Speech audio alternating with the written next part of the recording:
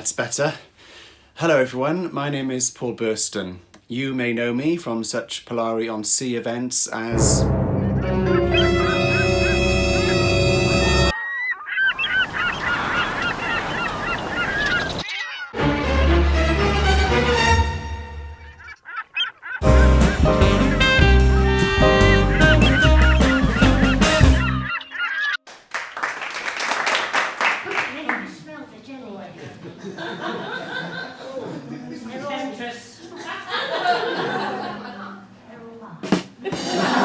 That last clip was from our Christmas event back in December. We were due to be back at the Printworks again this month with a very special lineup. Unfortunately, because of the coronavirus, it's not happening. Instead, we're having a virtual event. So tonight I'll be introducing to you 3 authors and poets who are billed to perform tonight in Hastings. And to kick us off, please welcome Dillon Jaxx. Hello, my name is Dillon Jaxx and I was due to appear at Polari On Sea in Hastings this week. But obviously since then the world has been put into a one-ply paper boat and pushed out into a shitstorm. So the event has been cancelled, but we're doing it online instead. So this is my set, I hope you enjoy. The first one is called Freak Show. Roll up, welcome to our show. Come close, grab a chair, we've prepared a show beyond compare. Roll up, this is our circus, these are my people. Society's surplus, the freaks whose only purpose is to delight you. Come close, don't be frightened, we won't bite you. We have the world's finest exhibits. This is a show without limits, nothing is prohibited. This is the world's biggest freak show, and we are the world's finest freaks. A boutique of creeps and weirdos, all unique in our own way. We are the strays with wafer-thin egos. We free flow. Wherever we go, our show goes. We don't need logos, we have our own branding. A particular banding that makes us stand out because we are outstanding. We have the world's finest magicians.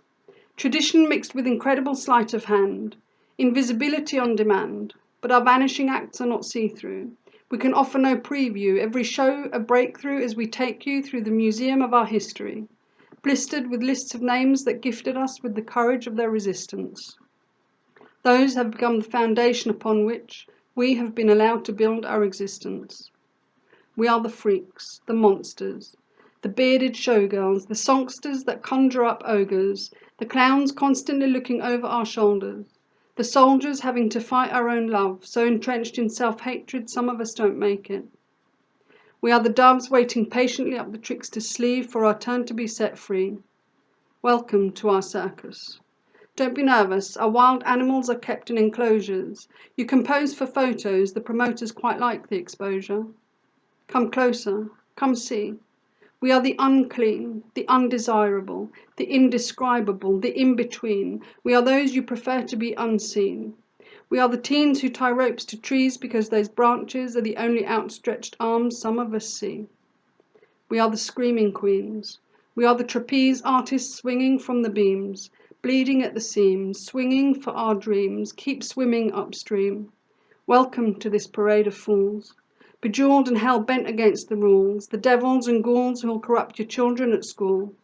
We are the mad hatters, the bruised, the battered, the he-shes, the ones that don't matter, the blended, the can't be mended, the omnigendered, the ones whose identities are a work in progress, the grotesque, the ones whose protest won't be over until the last circus has removed its tent pegs and the last freak walks away, bent legs but walking tall.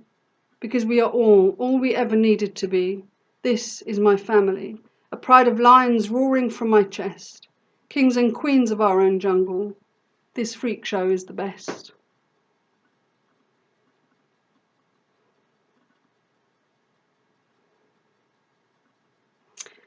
And my next piece is called Storm in a Teacup.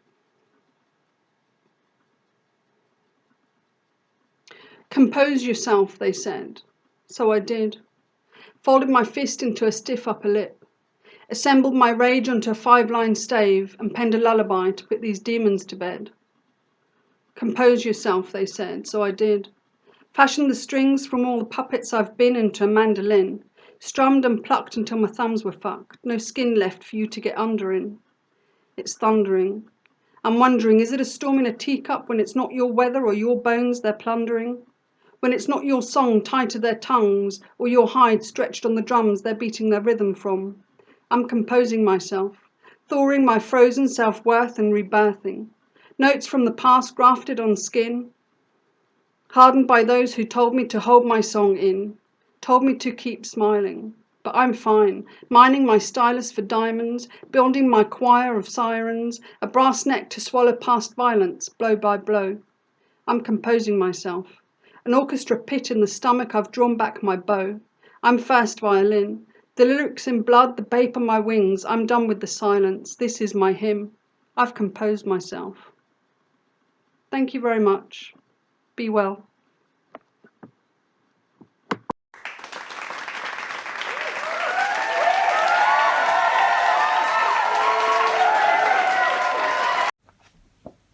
Hello, my name's John McCullough and I was the winner of the Polari First Book Prize back in 2012, and I'm now going to read to you 3 poems from my latest collection, Reckless Paper Birds, which was recently shortlisted for the Costa. It's a book about queer politics, queer love, mental health and the body. Soulcraft. It's true. There is a light at the centre of my body. If I could, I would lift aside a curtain of this flesh and demonstrate. But for now, it is my private neon. It is closest to the air at certain moments, like when buttercups repair a morning's jagged edge. Other times, a flock of days descends, and my soul flickers, goes to ground. Without light, I'm all membrane. Each part becomes a gate. I pour across each margin, and nothing has enough hands to catch me. My teeth knocking so fast, I daren't hold any piece of myself near, in case I start a banquet. I'm only eased by accident. On the drenched path, I pick up snails and transport them to safer earth, then feel a stirring. I watch as rain streams from lopped back elms, my face teeming with water. And, hello stranger, my soul glides to my surface, like it too belongs there. Like a bright fish rising to feed. This next poem tackles head-on the area of homophobia and queer politics, and it gives the book its title, Reckless Paper Birds. It's got some mild filth in it, don't be disappointed, but there is some filth of a very mild nature later on, just so that you know. Flock of paper birds. I needed the God of my childhood to be useful, so I folded him, shaped his pages into wings. Cranes at first, then more challenging, roosters, swallows, owls. I pinched edges, split clauses to make word plumage. I fractured Leviticus with pleats. Now, toucans mount doves on the kitchen counter, near an unholy pile of geese, cloacas gaping, beaks jabbing everywhere. Birds plummet from shelves without bothering to flap, remember nothing. Ink blurs, feathers yellow. They drown in baths, rip luridly, turn up mangled in the hallway, footprints across their necks. Mostly, they're individuals, smoothly indifferent to each other's fates, though now and then some prop up neighbours if they topple. And when I lie with a visitor beneath my quilt, incubating his glorious buttocks. The flock discover their throats and sing together while I guide my tongue along warm creases, and the tight sheet of his body unfolds. The last poem I'm going to read to you is a love poem, and this is probably my favourite thing in Reckless Paper Birds, which you can find on Amazon and on the Waterstones website, and from my publisher, Penned in the Margins. Set in Brighton during autumn. That's where I live. Stationary. September is going all out to ease us in. The clouded sky is a whiteboard for helpful diagrams. The first cool air as welcome as your hand inside my jeans. Autumn zips round with its orange highlighter, and you provide nifty shocks and marshmallows, leaving pornographic post-its that asked me to rendezvous, please, for hot chocolate. I am the type of man who likes unnecessary displays of manners, who appreciates thank you cards, warning signs, a forest of regretful notices for building works. I admire rows of ginkgos that lose all their foliage in one drop to form a yellow brick road. I am a desperate lion today, stalking scarecrow. I chew biros, glimpse at my watch too often. I was so afraid of being late to see you once. I turned up 6 days early. Love is horrific like that. First it's a rabbit, then a duck, then it's a ravenous, one-eyed sock puppet, but the rest is yogurt adverts. And you fasten my thoughts with the most beautiful paper clips, even the filthy ones, like the time I saw a grove of ripening chili plants become a rainbow of penis trees. Do you wish to continue? Says the voice of a self-service checkout. Yes, yes I do. Between the shops, the sea snuggles under its blue leaves. The clock tower waits patiently for Christmas, a familiar figure below it waggling his arms to lure me over, succeeding. Your skillful face punches a giant hole in the day, and I jump through it.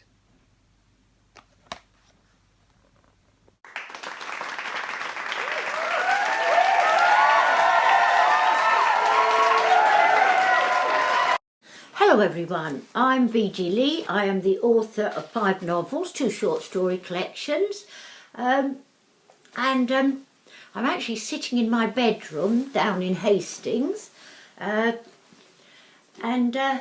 this is because Polari Salon, which I was due to be a part of down in Hastings, had to be cancelled because of the very sad and difficult situation in the country, well, all over the world at the moment.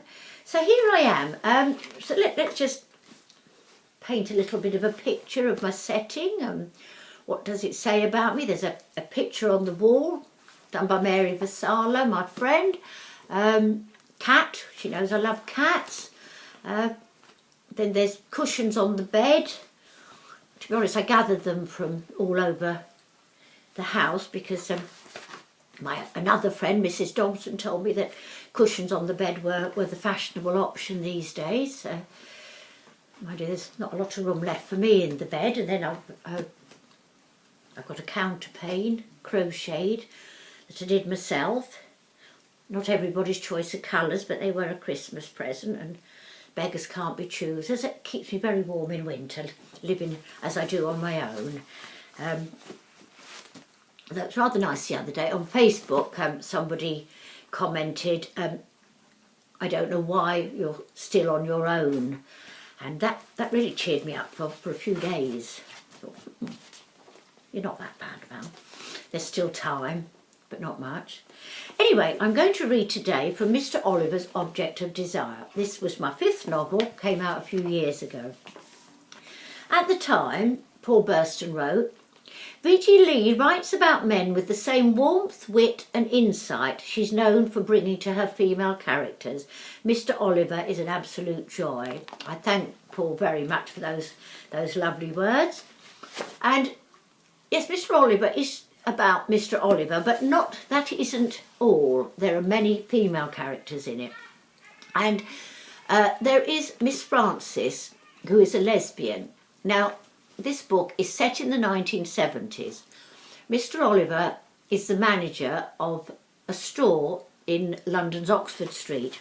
And even then, in the 1970s, the store is beginning to lose touch with what's fashionable. It's a little old-fashioned. So he's the manager, and he works with the fashion buyer, Miss Frances, who's a lesbian in her late 30s. And they've always got on quite well. They respect each other until a young woman called Claire Dacre joins the store. And then they both fall in love, lust, obsession with this one young woman. And that is one of the strands of the book. So I'd like to read to you a little bit about Miss Frances. Miss Frances closed the door on Mr. Oliver's furious footsteps and returned to her chair. In her office, with a contented sigh, she let her eyelids droop. Miss Frances was a woman prone, in her own words, to girlish crushes. She wasn't ashamed of this. In fact, it was a side to her emotional character she liked and approved of. Even now, she continued to think fondly of Audrey Wisbeach, her very first crush from junior school. She'd initially been drawn to Audrey's brightly coloured tam o' shanter. In retrospect, her fascination with the hat may have been an early indicator of what would eventually be a career in fashion. Audrey'd been a quiet little girl. Miss Frances couldn't recall Audrey actually speaking, but she did remember the two of them sitting on the stone steps of the girls' toilets, taking turns to plait each other's hair. Audrey's hair had been very ordinary, mid-brown and quite short, so it took no time at all to make her plait. Miss Frances, back in her office, tilted her head. She could still feel the tug of Audrey's gentle hands moving over her scalp, stroking, dividing into sections, and then slowly, sensuously weaving her hair into a long, thick rope. Miss Frances shuddered pleasurably. Enough of that, Fran, she told herself. Miss Frances opened her eyes and drew the pink file towards her.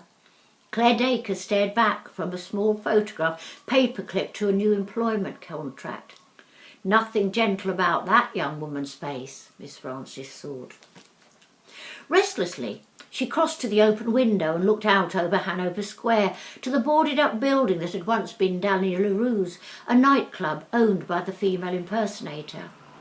She'd often seen him getting out of a taxi before a show. He looked surprisingly tall and manly, impeccably dressed with thick iron grey hair. Not really flamboyant, apart from the little touches, a brightly patterned shirt, worn open-necked or with beautiful eye-catching ties. Always smiling, particularly gracious and generous to cab drivers. On several occasions, Miss Frances had watched Mr. Leroux laughingly wave aside £10 notes in change, the drivers pulling away slowly with cheerful cries of "Thanks, Governor!" Those days were gone. Miss Frances returned to her desk and picked up a small silver-framed photo of a young woman sitting on a rock with the sea behind her. The woman wore shorts and a boy's Fred Perry shirt. Gus.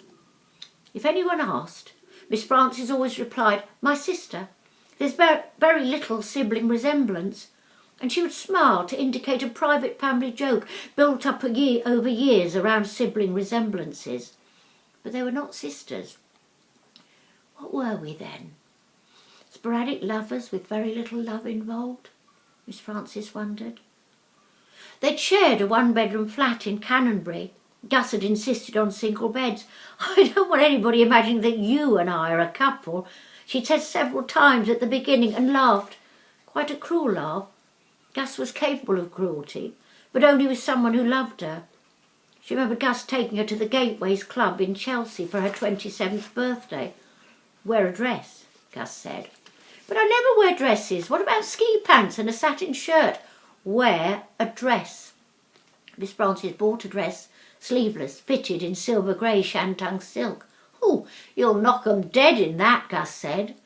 It had been one of the rare occasions when Gus had seemed to see her as a woman rather than a lowly sidekick. "But I don't feel like me in it." "What's so great about feeling like you?" Gus had turned away from her to look at her own reflection in the bedroom mirror. "The clubs had died, but that's half the charm. Butchies line up on one side, femmes on the other.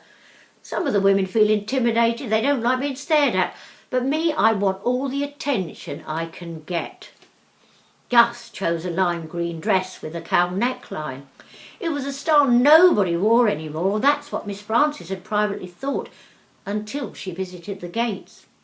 As she'd followed Gus down the steep stairs, she'd been aware of a sea of faces turning to look up at them, women wearing dresses just like Gus and men in suits. Only, of course, they weren't men. Gus was popular with everyone. Her address book bulged with cards and slips of paper scrawled with names and telephone numbers. Gus told her they might see Dusty Springfield or even the British film star Dinah Dawes, but they weren't there that night. The room instead was full of smoke and noise and hard assessing glances. "Come on," Gus's smile was huge. "Let's go to the bar." "I'll give you the money," Fran said. "Get me a gin and tonic, one for yourself." "But Fran, crossing the floor, standing at the bar, it's all part of the excitement, getting noticed." A woman in a dinner suit grabbed Gus by the shoulders. "Sweetheart, you look gorgeous." She'd swung Gus into an ugly grinding dance, their hips glued together.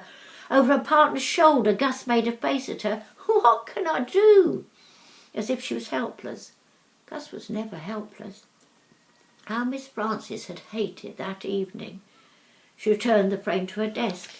For 12 years she'd thought of Gus as the love of her life, but now she wondered, if Gus hadn't died, would she have gone on loving someone who didn't love her back? Thank you very much. Thank you.